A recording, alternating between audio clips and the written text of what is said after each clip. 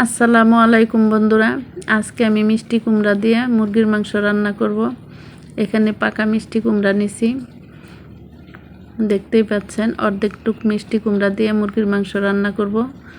আমি এভাবে করে টুকরা করে কেটে নিছি। আমার মিষ্টি কুমড়া কাটা হয়ে গেছে। এখানে আমি মুরগির মাংস নিছি হাড় সহকারে। এর মধ্যে পেঁয়াজ কুচি দিয়ে দিলাম, আদা বাটা দিয়ে দিচ্ছি, রসুন বাটা দিয়ে দিলাম,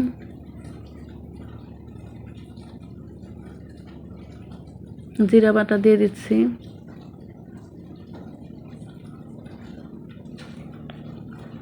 হলুদের গুঁড়া দিয়ে দিলাম,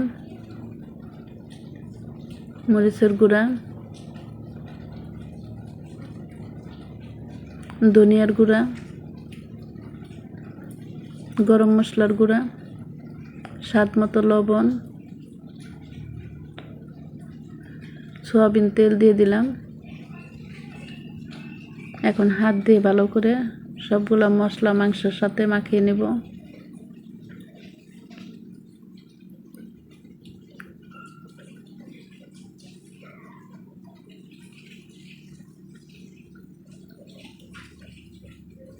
মাখানো হয়ে গেছে। কড়াইয়ের মধ্যে আমি তেল দিয়ে দিলাম মাংস রান্না করার জন্য।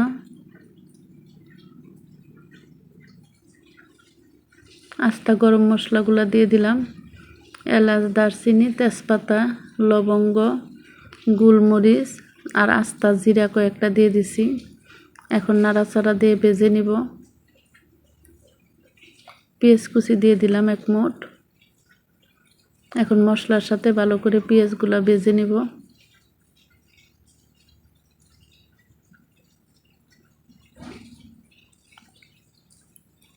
পেঁয়াজ ভাজা হয়ে গেছে। ম্যারিনেট করা মুরগির মাংস দিয়ে দিচ্ছি। ভালোভাবে নাড়াচাড়া দিয়ে মাংসগুলো কষিয়ে নেব।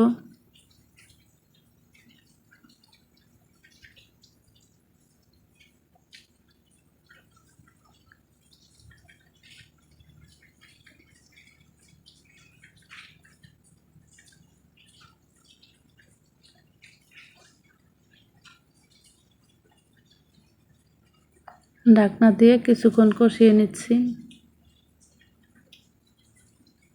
আমি মুরগির মাংসের মধ্যে আর কোনো পানি দিব না। মুরগির মাংসর থেকে যে পানি উঠছে সেই পানি দিয়ে আমি কষিয়ে নেব।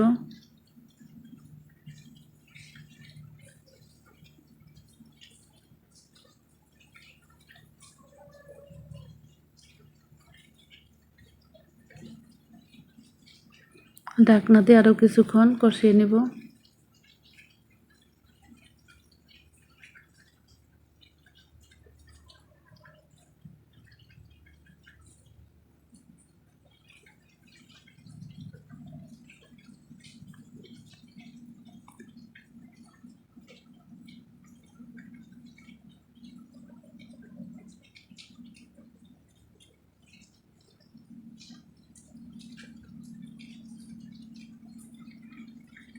মুরগির মাংস কষানো হয়ে গেছে। এর মধ্যে আমি মিষ্টি কুমড়া দিয়ে দিচ্ছি।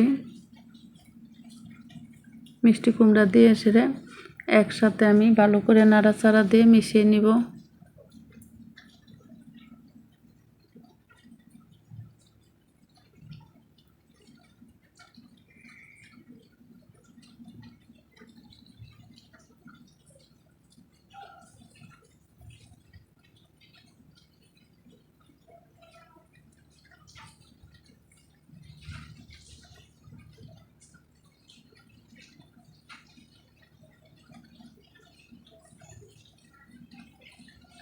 ঢাকনা দিয়ে আরও কিছুক্ষণ কষিয়ে নেব।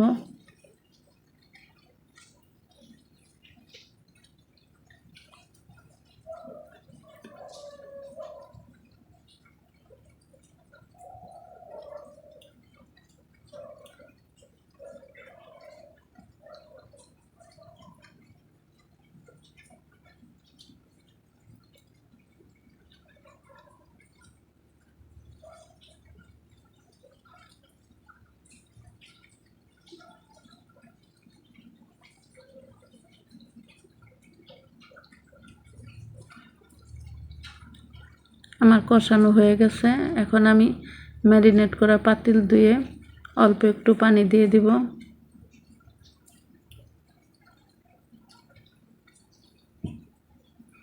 আর একটু পানি দিয়ে দিলাম। এই রান্নাটা একটু ঝুল ঝুল হবে, একদম শুকিয়ে ফেলবো না।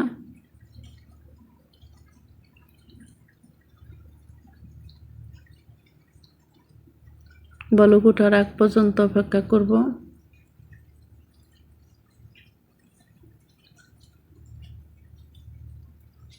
মুরগির মাংস আগেই হয়ে গেছে।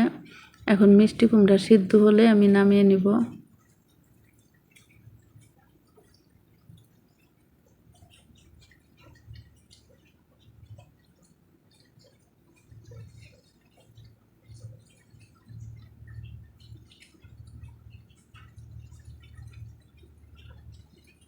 কয়েকটা কাঁচামরিচ দিয়ে দিলাম।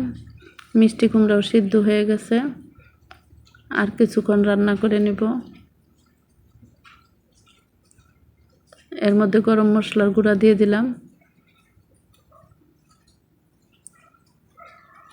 আমার মুরগি দিয়ে মিষ্টি কুমড়ার তরকারি রান্না হয়ে গেছে। এখন আমি চুলা বন্ধ করে দিছি।